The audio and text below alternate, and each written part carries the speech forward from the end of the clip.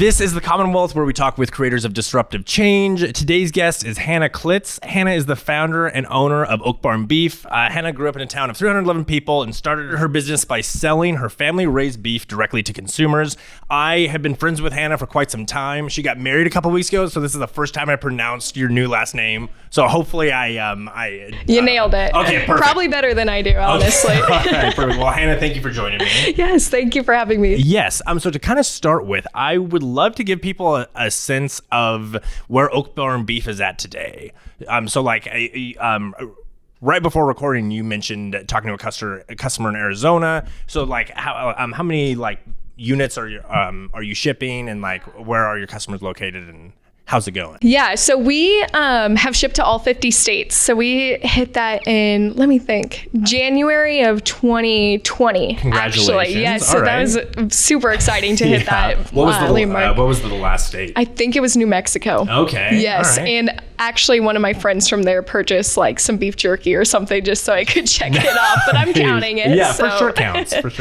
But we have customers all across the place. We ship, just this past Monday, we shipped probably close to 2,000 pounds of beef out via UPS. So that's... Wow. In a week? Yeah. Oh, wow. All right. That's a lot of beef. And we ship once a week on Mondays, so it's a big ship day. Yeah. But that's about 75 boxes out the door. So we've hit record numbers this year for sure. But yes. Well, congratulations. Thank you. And so are you selling all beef products, or is it basically anything I could get from an Omaha Steaks type of thing? No, all beef products right now. So everything you can imagine, like ribeye steaks, T-bones, briskets, to roast and ground beef, and some of those more probably steaks you're more unfamiliar with just because they're not as popular, like skirt steaks or Denver steaks or some of those things. And then beef jerky and beef sticks on top of that. All right, amazing. Yeah, and it's a family-ran business, right? So employees, I know your husband helps a lot. Yeah. And then,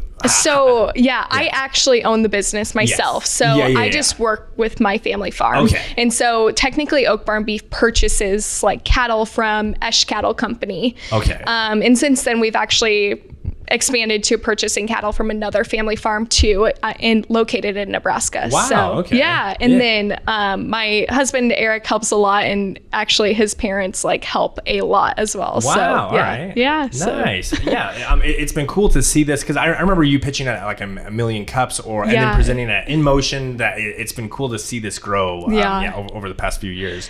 But that said, I am obviously very familiar with your story. But how did you get into this? So I was a sophomore in college at the time when I started Oak Barn Beef, and I was the Nebraska Beef Ambassador. So really cool opportunity from the Nebraska Cattlewoman. And I basically got to travel across the state and even nationally a few times and just advocate for the beef industry. So talk to concerned consumers about cattle raising practices to teaching youth about where beef comes from.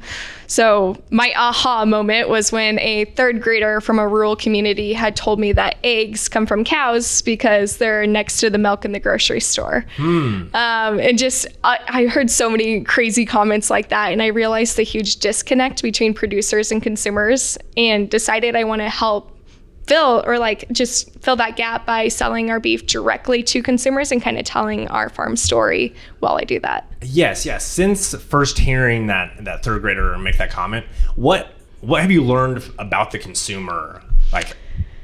Because the entire meat industry, there's been, as I'm sure you know, there's been a whole bunch of documentaries about it, and just a whole bunch of, light on that recently. So have you uncovered anything about the beef consumers while this has grown? Yeah, I think the biggest thing is just people want to feel good about what they feed their families. So any questions that they have about what cattle raising practices is or anything like that really just comes from that underlying factor that they just want to feel good about what they're feeding their families. So the more we can do that and educate along that line, the better. Yeah. And do you think that the education gap has closed in the past 2 years? No. 2 to 3 years? Well, when was Oak Barn Beef founded? 3 years ago. April 2018. Okay. So So in the last 3 years, do you think that education gap has gotten better? Not necessarily, but I think just putting a face to the farmer and trying to tell that farm story, it is super difficult at times just to take what we're doing and try to explain it sometimes. But I think it does help by trying to tell the story. Yes, yeah. Have you learned anything about the meat industry? Because you mentioned the Esh Cattle Company is your number one supplier, and I assume that's your my family farm. Yes, family my farm. Parents. Yes, yeah. So you obviously grew up around it. But starting your own business, has there been any how has that changed your perspective on the cattle industry? The cattle industry is just so vast, or beef industry as a whole. So I knew a lot about raising the cattle, but not anything about the butchering side or any part of the meat side, actually. So that was a huge learning curve, just to just talk with the butchers and learn about the cuts, what's best to cook this way. And I'm still learning a lot in that way. Being a chef is a whole different set of things. Yes. How about shipping beef? I bet there were Yeah, that's been a huge learning curve too. I actually interned with one of the largest direct-to-consumer meat companies in the U.S. That summer after I founded Oak Barn Beef. So May to August 2018, I lived in California on their family ranch, and they taught me how to ship beef, which I'm very, very thankful for that. But I've definitely altered it since then in their practices and just tried to improve as we go. But it's such a challenge. Yes, yeah, and that farm you worked at, it's a similar model where it's very social media and influencer driven, correct? Yes, extremely, yeah. So it's called Five Mary's Farms. Yes. They have, I would say, close to 200,000 followers on Instagram now. 208. I looked it up right before this. Yes, So, that's a huge part of their market, but they sell their beef, pork, and lamb directly to consumers across the United States. Held retreats out on their ranch while I was there too, which was interesting. Yeah, super fun to be a part of. And then educate about their farm story and about all agriculture on Instagram mainly. Wow. Okay. Yeah. So basically my dream business. Yeah. How do you get connected with this Five Marys or First Marys? Five Marys? Five Marys. Yes. Yeah. Was it an Instagram DM? Yeah, it was actually. My friend had followed them, and she's like, I think you would love this place, and recommended I follow them. So, I followed them for a few months, and then I actually wrote them a letter. So it wasn't only an Instagram DM. Right. I wrote them, mailed them a letter. Wow. And they said, by the grace of God, they received it because they never checked their mail. So. Oh my gosh. Yeah. Well, props to you. I am also down for the handwritten letter. It can go a long ways. So good for you. Thank you. Yeah. What is your perspective on starting a business while in college? I think, I just think it's the best time to start a business, because not only do you have resources there who within the college who, at least in my experience, University of Nebraska-Lincoln and the Angler program was absolutely a great resource. And I had mentors there, but people are willing to help college kids or students. And so I think I got so many opportunities just because I was a student. Yeah, yes. Would you say you learn more in the classroom or start? Yeah, absolutely. I think all my learning, not all of it, I can't say that, but most of the applicable learning that I did was outside of the classroom. And that can be networking events or getting involved in the community or internships. But I think a huge part of college does not happen in the classroom. Yeah. How necessary do you think it is to go to college? I think it depends on the major. Okay, I guess I should say that first. Yeah. I do think nurses and doctors should go to school. Most definitely. Okay. No, but as for me, I was an animal science major.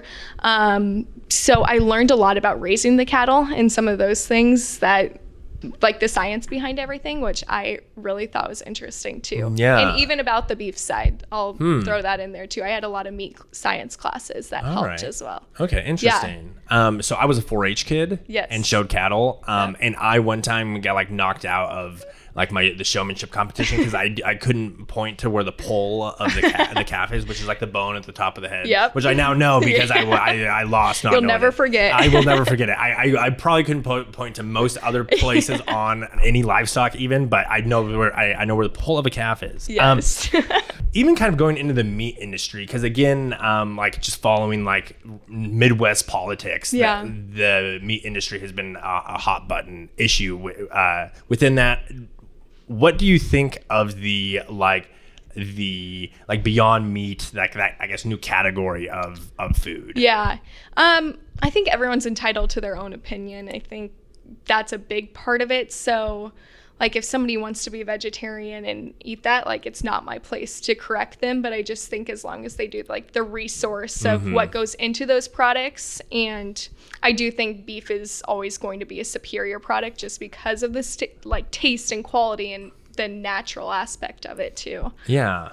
Yes. Over the last 3 years, have you seen like, I guess, more of the direct to consumer? Because like when you're buying from your website, it's very, very clear where the product's coming from, but that's not the same as when you're like in the grocery store and picking up. Yeah. I saw a huge increase in direct to consumer. Okay. Yeah. Wow. I'd say I wasn't one of the first companies to start doing direct to consumer, but I'd say like online e-commerce kind of direct to consumer, I was one of the first ones, generally like at the smaller scale, I should say. I don't know if all of that I can say is true, so maybe I should restart that. But just especially with COVID, when the grocery stores were sold out of beef, like a lot of people wanted to buy directly from farmers. So we hope that trend continues to go. But how much did COVID impact your like business operation? It was huge. Like it was a huge increase for us, which I'm very thankful for. But just with like the grocery stores being out of meat, like everyone was so scared for a little bit. Yeah. Because I had a call, I think she was from Pennsylvania, and she was like, I have 8 kids and I cannot get ground beef like anywhere here. And she ordered, I think like 2 boxes full of ground beef from us, and just was like so thankful that she was able to get that from us and not at like extremely high prices like the grocery stores were for a little bit too. Wow. Yeah. How quickly did you have to adjust to the surge in demand? Yeah. So farm to table operations are so difficult to adjust quickly because it takes so long to get that product. So I started 2020. I have a subscription box, so customers can like get a box every month, every 2 months, or every 3 months. Okay. And so I started 2020 with 3 subscribers for that. So nothing crazy. At one point, I only started pre-selling with our subscription boxes because those you can like mix up cuts and stuff based on inventory. And so I got up to 97 subscribers, I think by, it was like June 2020. Wow. So like a handful of months later. Yes. Yeah. So 3 subscribers to 97. So that was just like very difficult to like put new processes into place, like trying to figure out how to do that. So it was a hard time. And then another thing with the butcher plants, like since like packing plants were closed, a lot of the producers wanted to take them to these smaller butchers, which is who we typically butcher through. And so a lot of those slots that we typically had were filled up, so we couldn't get any more cattle into the butcher. Luckily, I was able to like book ahead enough that that wasn't ever a real problem. But if I could have gotten more inventory or like could have gotten more cattle in, I definitely would have. Yeah. Okay. Interesting. Yeah. Yeah. So you are doing this alongside working at the Combine. Yeah. What exactly is the Combine? And it does sort of complement like your entrepreneurial spirit. Yeah. So to start, what's the Combine? Yeah. The Combine is an ag tech incubator. So it's actually a program funded by Invest Nebraska, which is funded by the Department of Economic Development, and they invest in Nebraska businesses to help just stimulate the Nebraska economy and the startup ecosystem in our state. So they saw a hole in ag tech in our state, which Nebraska is a huge hub for ag. So why was this happening? And they just saw it as a pipeline issue that if we provide support to ag tech, then we're going to get more of that happening in our state. Mm-hmm. So that brought them to start the Combine, which just provides, it's a nonprofit, provides support to ag tech businesses within Nebraska. Okay. So they go through a curriculum actually with different modules on an individual basis. So it's everything from ideation to customer discovery to actual like fundraising. And are most of the entrepreneurs going through that? Are they from Lincoln and Omaha, or are they? They're all over the state. Okay. Yeah. So there are a few who are located in Lincoln and like office in our incubation space here on Innovation Campus. But then other ones are virtual. So we have one in Gothenburg, Aurora, Herman, Nebraska, kind of spread out all over. All over. Yeah. Yeah. Which I think is kind of cool. Yeah, absolutely. Especially being from rural America yourself. Yeah. To have those resources available to people across the state. Yes. Yeah. How important, so like, I guess to position Nebraska as like the leader of the ag tech world, how well does the state currently do in like providing these types of resources, and what more could be done to like, I guess, help make sure Nebraska is on the leading edge of that? There is a Insights Network program within the Combine. So one of my coworkers is the manager of this. And what that is they create farmer relations so that the companies going through the Combine programming have those people already available for customer discovery questions, pilot programs, everything that you need to put the farmer first kind of attitude. Because the problem they see in like Silicon Valley, where the ag tech companies are coming out of now, is that they aren't talking to the farmers first. They're not putting seeing the problem and then building a solution. They're building a solution and then trying to fit it to a problem. Yeah. And that's just not the way to do it. Yes, yeah, like across the board in entrepreneurship, and I'm guessing, but I'm not surprised that like in the little Silicon Valley little firm, they're like, oh, farmers would love this, but they've probably never been on a farm. Yep, and then it costs like $1 bazillion, and no farmer can afford it. So, yeah. What other, I guess, like ag tech entrepreneurship, I guess, are you inspired by that, like in the world you're currently living in? Yeah. I don't really consider like Oak Barn Beef as much ag tech as it's just like ag entrepreneurship. Yeah, ag entrepreneurship. Yeah. And one of the like founders within the Combine right now they're from Gothenburg, and he owns a tire repair store. So basically equipment, tires, so like combines, tractors, fruit harvesters across the US. And he's just built this huge tire business out of Gothenburg. And I think it just really inspires me that it's like in a rural community, like this small. He bought a tire shop when he was like 25 years old, and it's just grown to like this massive business, and it really impresses me. Yeah, good for him. Yeah, and that's with like a lot of times people's like definition of entrepreneurship is so narrow in that like tech space, and like this product has to scale to like 1,000 or like a million users in an X amount of time. But those traditional like businesses that are a lot more like, I guess blue collar is the word, but like a lot more sweat goes into it than like developing a SaaS product. But it's still entrepreneurship, and still very so exciting. Innovative too. Yes. Like you could have just like fixed some tires in your local area, but instead of that, he like took it to a whole nother scale, which I think is what inspires me. Yeah. Okay. All right, Hannah, last question for you. What is your vision with Oak Barn Beef / your career? Because like you're now doing a bunch of different things. Yeah. What are like 10, 20 years from now, what are you envisioning for yourself?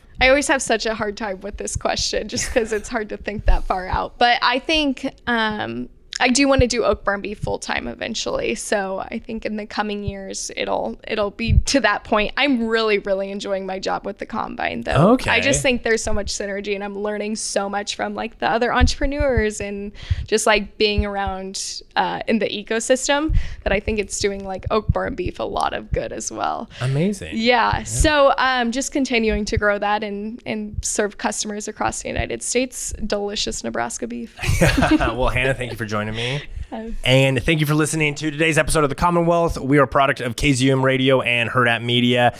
Tap the follow button. We release episodes every Monday, and following both supports the show and make sure you don't miss out on a future episode.